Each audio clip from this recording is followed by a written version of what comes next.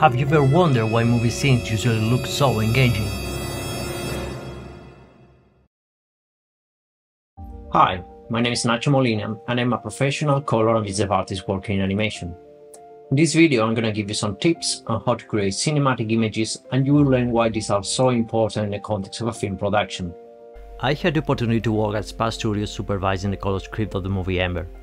In my role, I was able to paint a bunch of story beats like the ones you see here. Paintings like these can help setting the tone, composition, and lighting for each scene on the movie according to the intended artistic vision of our production designers and director. Sometimes we will get to design these camera shot ideas from scratch, but more often than not, we will base them on actual storyboards provided by the story team. They will help us to understand what's going on in the scene and figure out the story point for our painting. Storypoint.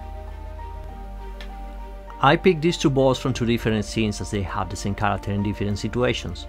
While in one the saber-tooth is hiding in the bushes waiting to attack, on the other one they seem to have been surprised by someone or something. These simple ideas can help us establish the emotional foundation of our paintings and make us decide for a specific type of lighting and composition. Lighting and contrast. You should consider which time of the day and light direction can work best for your sequence. Diffuse or harsh. It may come from top, bottom, 3/4, backlit. Lighting can enhance the mood and make us focus attention on key elements. I personally like directional lighting to define silhouettes and volumes. In the second image, I use a front light with hard shadow edges that fade to black. This gives me an unusual and unsettling vibe that goes very well with the story point. However, for the first image I thought it would work better with a soft ambient light. This will group the values of the scene elements and will create an interesting contrast of the local colors of the character versus the environment. Composition. Just as in photography, one of the keys to get interesting compositions is to have a clear focal point within your image. You can achieve this in many ways, using the rule of thirds, leading lines, or value and texture contrast. This will help to lead the eye throughout the image.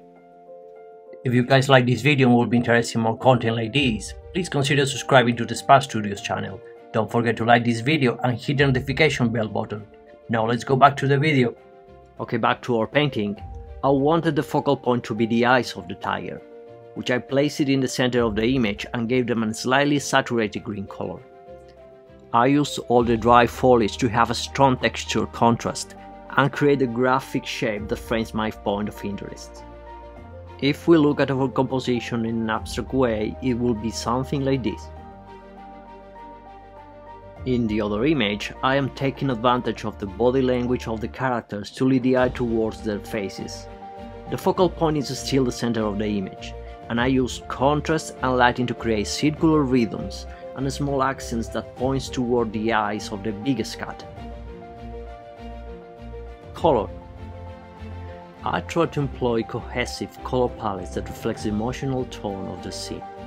Color can sometimes be very subjective depending on the context, but in this image the warm desaturated palette goes well with the dry and sterile mood the scene needed. For the second image, I went with a dark warm palette that resembles the firelight colors, so the scene feels obscure and menacing. Remember, you can use color gradient techniques to enhance the mood, similar to how filmmakers adjust colors in post-production. Atmospheric effects. You can add elements like fog, mist, rain or dust to create a sense of atmosphere and depth. Using subtle gradients and overlays, you can simulate the effect of natural effects interacting with the light. Camera lenses. Lens flare, bokeh, you can emulate the effects of different camera lenses in your paintings. Wider angle lenses can exaggerate perspective and create a sense of huge vastness, while telephoto lenses can compress the scene and bring distant objects closer, enhancing the focus on specific elements and create a sense of intimacy or tension.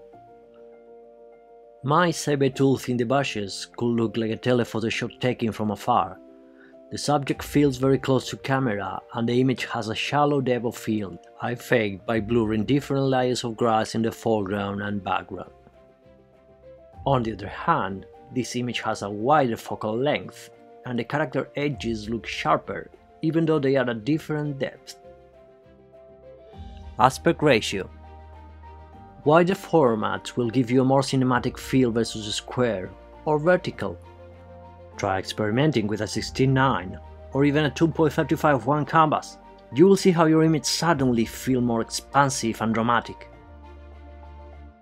So, as you can see, there are many techniques you can incorporate to enhance the cinematic look of your paintings. In the end, it comes down to seizing the opportunities the story brings you, taking the right decisions, and following your personal taste.